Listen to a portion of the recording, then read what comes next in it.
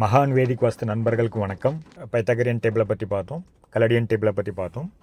இந்த வீடியோவில் இந்த கலடியன் மெத்தடுக்கும் பைத்தகரியன் மெத்தடுக்கும் உள்ள டிஃப்ரென்ஸ் என்ன, இந்த டேபிளில் உள்ள டிஃப்ரென்ஸ் என்ன உங்களுக்கு தெரியணும் இல்லைங்களா? ஸோ ரெண்டு மெத்தடை ஏன் நம்ம அனலைஸ் பண்ணி நேம் வைக்கிறோம், ரெண்டு மெத்தடில் ஏன் நேம் பார்க்கணும், இந்த ஒரு மெத்தடில் மட்டும் பார்த்தா போதும்ல அப்படின்றவங்களுக்காக இந்த வீடியோ. இது ஏற்கனவே உங்களுக்கு தெரிஞ்சிருந்தாலும் மறுபடியும் ஒரு தடவை பாருங்கள்.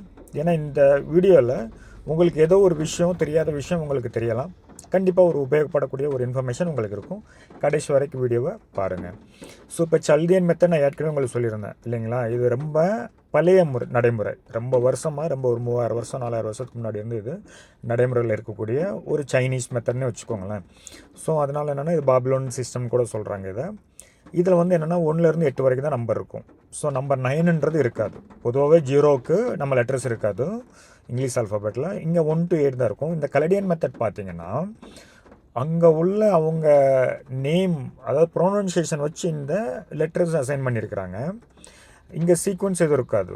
இங்கே பார்த்தீங்கன்னா 1 2 3 4 5 6 7 8 இருக்கும். ஒவ்வொன்றுக்கு இந்த AIJQN இருக்கும். ஸோ இதில் இதே இந்த பைத்தகரியன் டேபிளில் பார்த்தீங்கன்னா இது இந்த ஃபேமஸ் மேத்தமெட்டிஷியன் நம்ம பித்தாகரஸ் கண்டுபிடிச்ச இந்த மெத்தட் இது. ஸோ இது மேத்தமெட்டிக்கலாக இது அவர் கண்டுபிடிச்சது. இதில் பார்த்தீங்கன்னா 1 to 9 நம்பர் இருக்குது. இங்கே நம்பர் 9 இருக்கும். இங்கே நம்பர் 9க்கு வேல்யூ கொடுத்துருக்குறாங்க.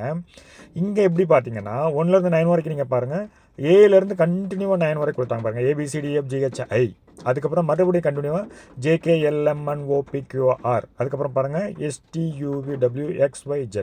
புரிஞ்சது இல்லைங்களா? இது சீக்வன்ஸாக வந்து 9 வரைக்கும் போட்டு அல்ஃபாபெட்டாக லைனாக கொடுத்துட்டாங்க. பட் வேறஸ் பாருங்கள், கலடியனில் பாருங்கள், மறுபடியும் ஒரு தடவை 1லேருந்து 8 வரைக்கும் பாருங்கள். ABCDE, அதுக்கப்புறம் பாருங்கள் UOF, அதுக்கப்புறம் பாருங்கள் IKG. இது எங்கேயுமே சீக்வன்ஸ் இருக்காது. இது என்னென்னா ப்ரொனன்சியேஷன் வச்சு, ஸோ அந்த இங்கிலீஷ் அல்ஃபாபெட் எடுத்து நம்ம கொடுத்த மெத்தட். அதனால தான் ரெண்டு மெத்தடுமே ரொம்ப ரொம்ப ரொம்ப ரொம்ப முக்கியமாக நம்ம நேமை ரெண்டு மெத்தடில் அனலைஸ் பண்ணுறப்ப நமக்கு வந்து என்னென்னா அந்த ரிசல்ட்டுன்றது நம்ம நேம் வைக்கிறப்ப நல்லாயிருக்கும்.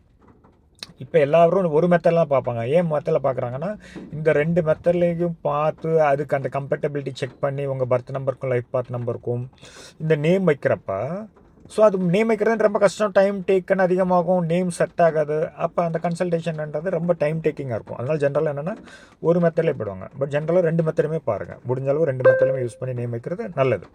புரிஞ்சது இல்லைங்களா? இந்த நான் சொன்ன மாதிரி இந்த கம்பேரிஷனில் இங்கே நம்பர் 9 இருக்குது, இங்கே நம்பரும் 9 கிடையாது. ஸோ இது மட்டுமே இல்லை, இந்த ரெண்டுத்துக்குமே இடையில வந்து பார்த்திங்கன்னா லெட்டர்ஸ் எல்லாமே டிஃப்ரென்ஸ் ஆகுது. இப்போ ஒரு மெத்தடில் ஒரு நம்பர் வரலாம், இன்னொரு மெத்தடில் இன்னொரு நம்பர் வரலாம். அப்போ அந்த ரெண்டு நம்பருமே நம்ம பர்த் நம்பருக்கும் லைஃப் பர்த் நம்பருக்கும் மேட்ச் ஆகணும். மேட்ச் ஆனால் மட்டும்தான் அந்த நேம் நம்பர் கரெக்டு.